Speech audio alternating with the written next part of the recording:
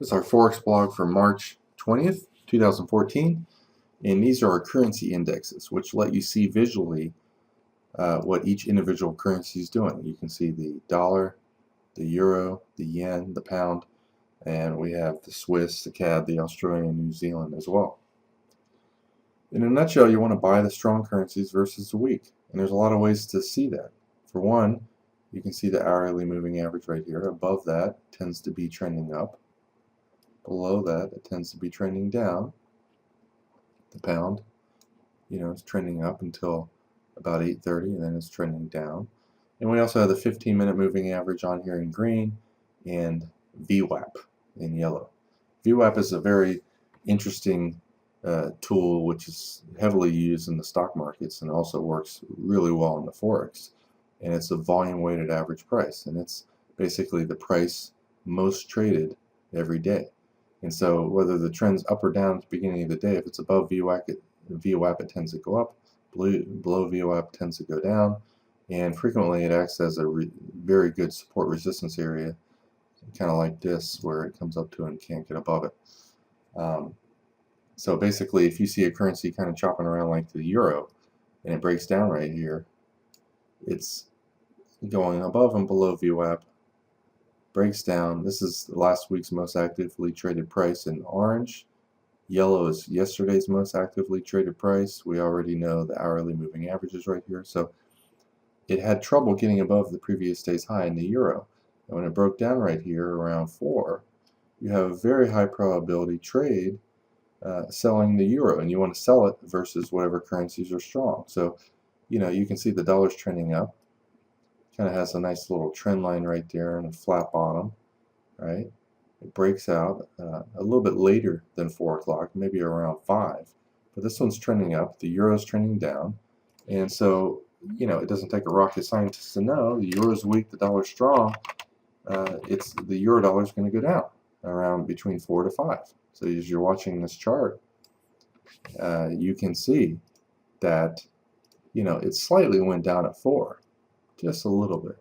But once the dollar really became strong and the euro was going down while the dollar was going up, you can see it fell an astronomically large amount. It fell 10, 20, 30, 40, 50, 60, 70, 74 pips or so. So there's two entry methods that we use once we identify which currencies are strong or short. There is the sideways rectangle breakout, which is kind of like this. Even before, assuming you weren't even using our tools, a nice little sideways low volatility pattern between 15 to 25 pips. When it breaks out through the low, you're likely to get a big move. Notice you also kind of knew about this potential breakout at 4 o'clock or coming up to 4 o'clock using our methods. Most people just watching the euro dollar itself would be, considering a sell up at 5. So you had a whole hour early head start in this particular trade. So if you're a person that likes to scalp and occasionally turn scalping trades into 20 to 50 pip wins versus 5 to 15 pip wins, you can bring up, a euro dollar chart of, 3 to 5 pips. Let's just do a 4 pips per bar chart.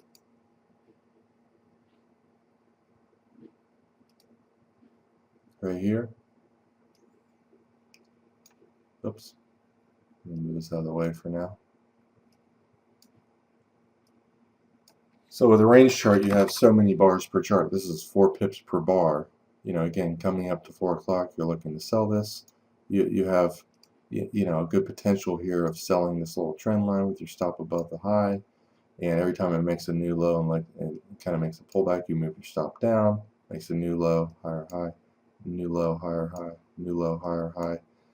And once it moves a certain number of pips, let's say 30 to 50, you draw your fibs on there, and most of the time, somewhere between the 1.382 and 2 times the first swing is where it kind of runs out of steam. So here's the first move. It's going to very likely find the support low somewhere between 1.382, which is probably 60 to 70% likely to be the low. The bigger the number of pips the downswing is, the greater the odds that the first fib target is the end of the move.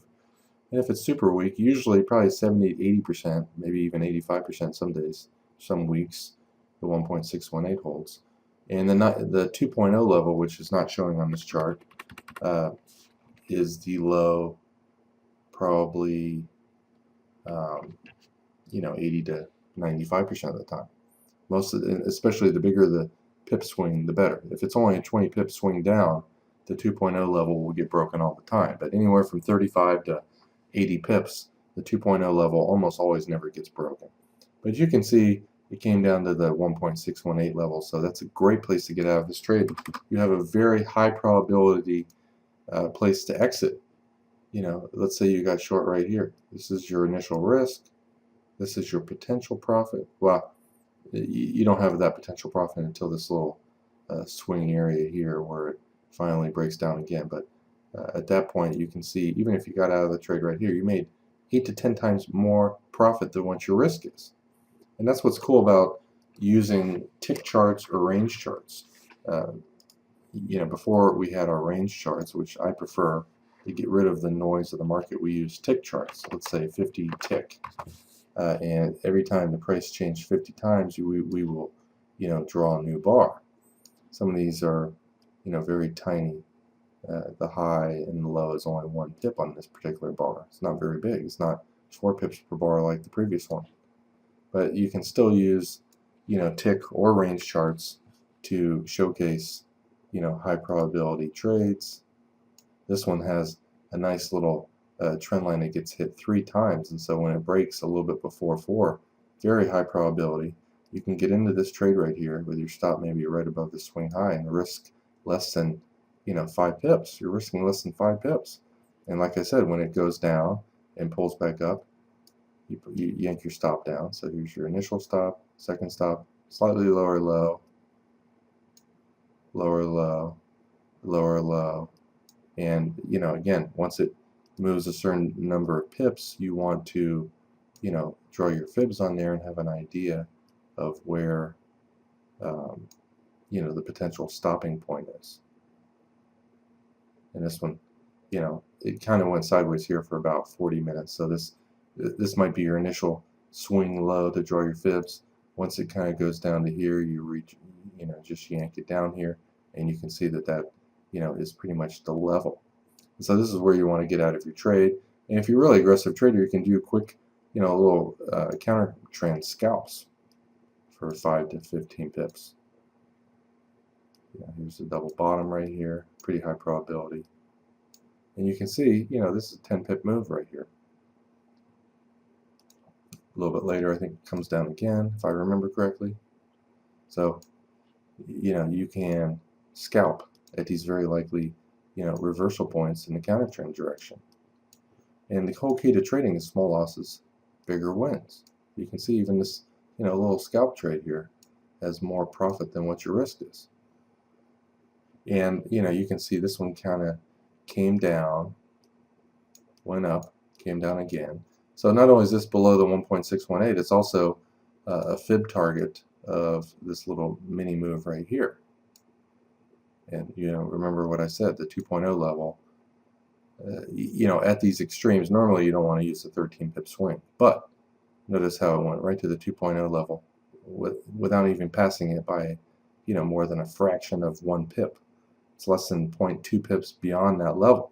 So, if you took a scalp down here, anywhere from the 1.618 down, right, you might have lost 2 pips or a pip on this after the spread. The second one, you made a fortune compared to what your risk was, right? You're risking 3 or 4 pips, and you made 20-something pips, even if you got out right here. I don't even know if that's the end of the up move. So that's how you can use our currency indexes to find high probability trades.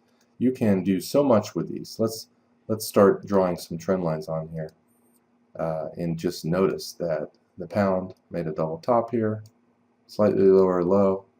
It also made it broke this little trend line right here. The trend's up, right?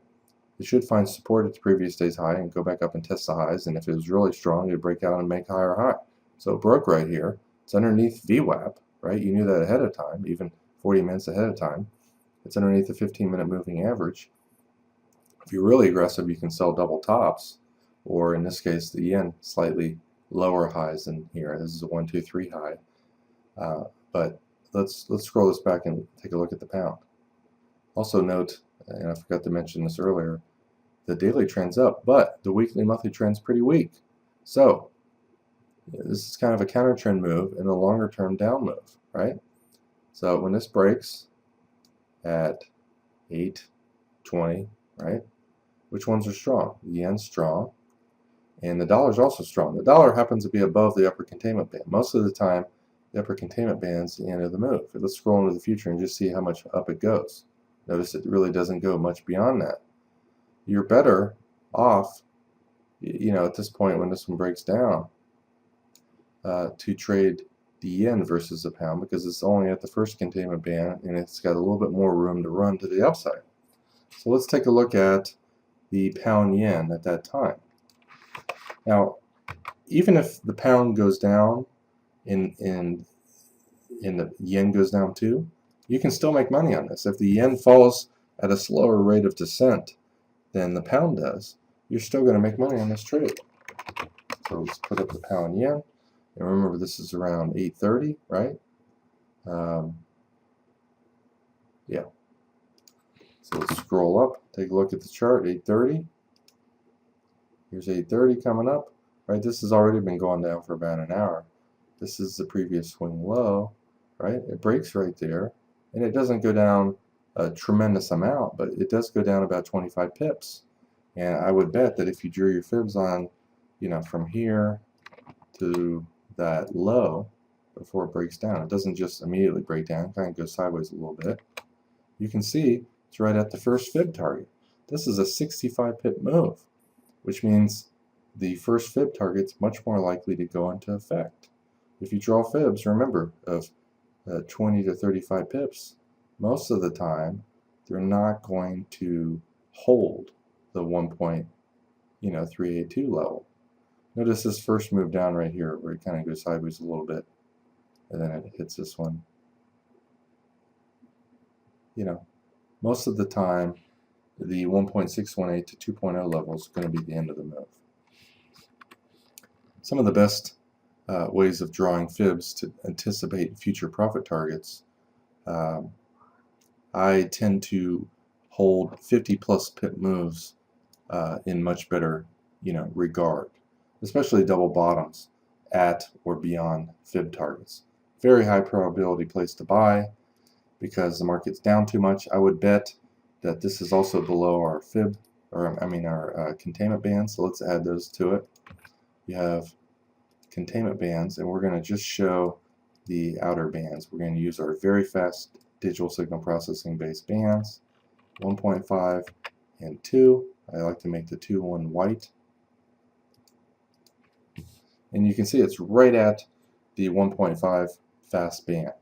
What I find is most of the time the 2.0 band on this, very high probability place to look for a counter trend trade. Most of the time price, when it gets to or slightly below it, it reverses, as you can see. Last few days, reversed. And you can also use the 15-minute.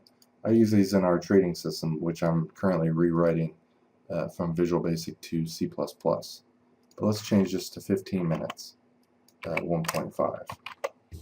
The 1.5 to 2 band, most of the time price will reverse at. And so you can see today, the 1.5 band, hit it, kind of slowed down a little bit, hit it, reversed, hit the bottom one, reversed, hit this, reversed. And so when you have these on there as well as your fib targets, you increase your odds for counter trend trades.